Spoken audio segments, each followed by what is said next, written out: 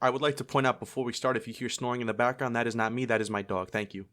Pax Americana is defined as relative international peace as overseen by the United States, lasting from 1945 to the present. Pax Americana began after World War II, specifically the signing of the Marshall Plan, which gave European countries $700 billion in today's currency to help them rebuild after the destruction caused by the war.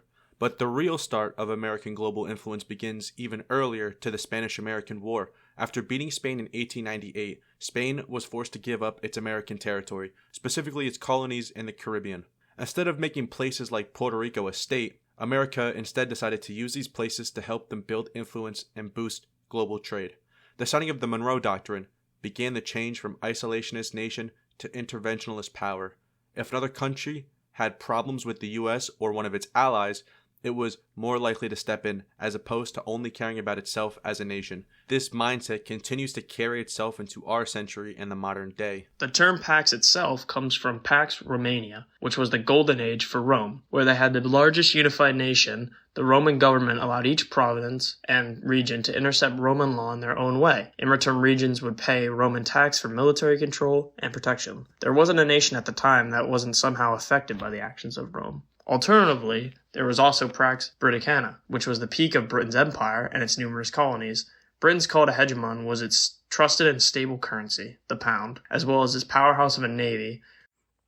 So what makes our current era a Pax? Good question. To become an international player, you need trust and a stable currency, as well as some big military guns and cash to back it up.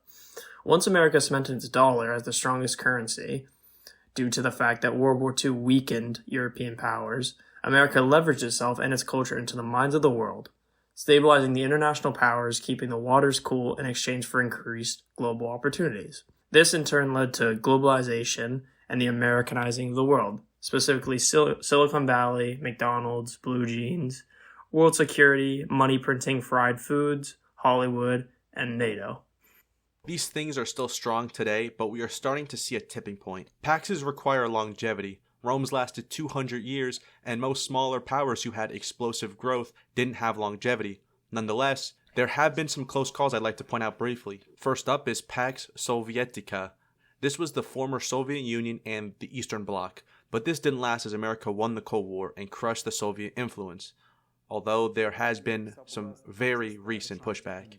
Further back, there was also Pax Mongolica, which didn't last due to the death of the Emperor Genghis Khan, followed by the splitting of his lands. All bubbles must burst, just like the previous mentions. Pax Romania ended after the death of Marcus Aurelius, who was the last of a group called the Five Good Emperors. In this case, bad leadership ended this era, also with a wider resource scarcity. With Britain, there was a start of the First World War, which saw much of Britain's power weakened by the general straining of the worldwide relations, especially in that region, which affected trade.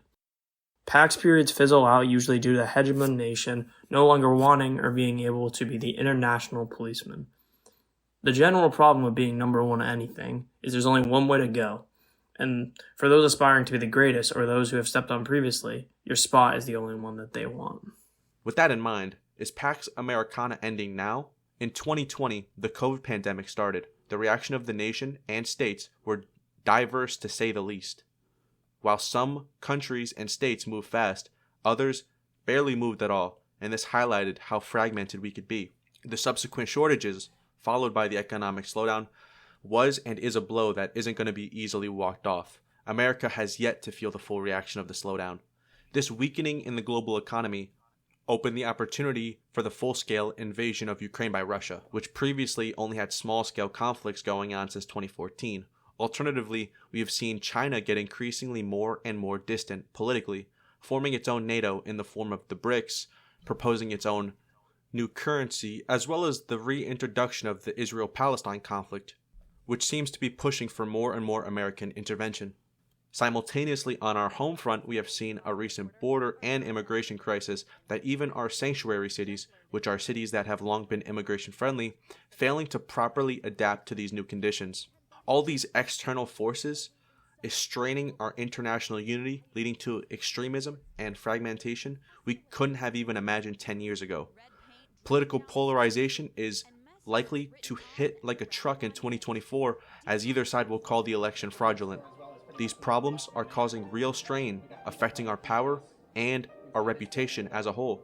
American infrastructure was given a C- in 2021 by the American Society of Civil Engineers, which, for comparison, was the grade I got in this class for participation. What I'm getting at here is America is losing its grip on international trust. And while I'm not saying America is untrustworthy, our trust is perceived by those around us, and these problems are only surfacing now and will likely continue to spiral. As trust erodes, it'll also weaken our economy and our military, which we have seen military recruitment fall and trust in the federal government tank.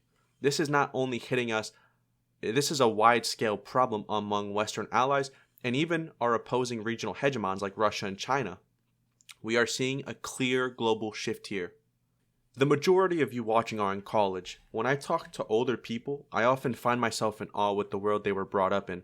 My grandma was a child in Germany during World War II. She lived through some of the most insane times of human history. Meanwhile, I spent my childhood playing Minecraft, watching people make fun of how Obama's taking away our school lunches.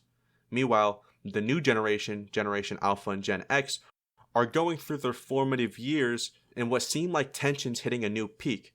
They didn't get a 2008 recession. They got to see their families lose their jobs during lockdown. People fight over toilet paper and hand sanitizer. It's just starting to feel like humanity is collectively losing something we had merely 10 years ago.